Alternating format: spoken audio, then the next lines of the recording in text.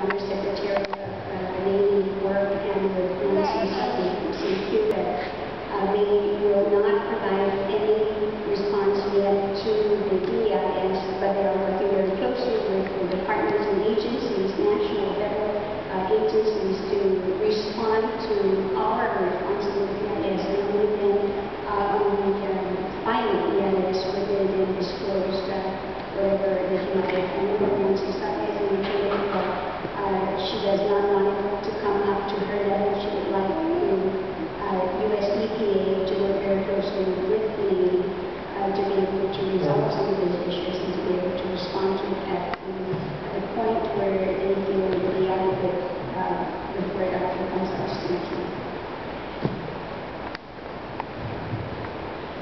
I was also just going to add that the Department of Parks and Recreation and the Historic Preservation Office there did also provide responses to the programmatic agreement, and in there they requested some very core and important changes, specifically with reference to pockets. So in the responses that went back, I think the response from the Historic Preservation Office was simply that pocket is not a negotiable point for them. They would really like all the preservation techniques and that site to be a priority in order for the programmatic agreement to move forward. So the other thing that I did want to also mention is that one of the goals that we have is, with the assistance of the National Trust, we want to bring the federal groups and the Navy and the Army back to the table, and we can try to work on solutions together. Instead of the approach right now, which is very segregated and it's just not a joint operation, we want to sit down and go over these ideas with them. We know that from our analysis of the draft environmental impact statement, the concept that was put together for the firing ranges in Pocket were very broad. In fact, from alternate A to alternate B, we had differences of a couple hundred acres. So I think that may be indicative that if there's that much leeway between the two sets of alternates, that another cycle of planning and design might yield even better results, and we would know more specifically how much space is required, what kinds of configurations are required.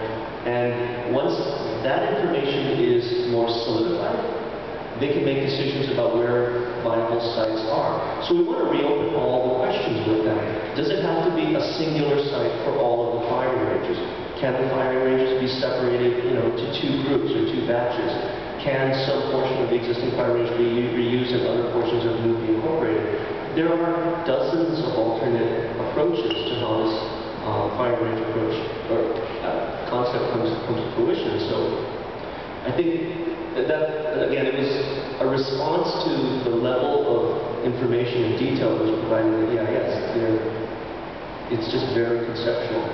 And so I think on our side, from the historic preservation community, we have to err on the side of caution and assume that because there isn't a great deal of detail about what's intended to happen in that area, that whatever they do could harm a historic site until we're shown otherwise.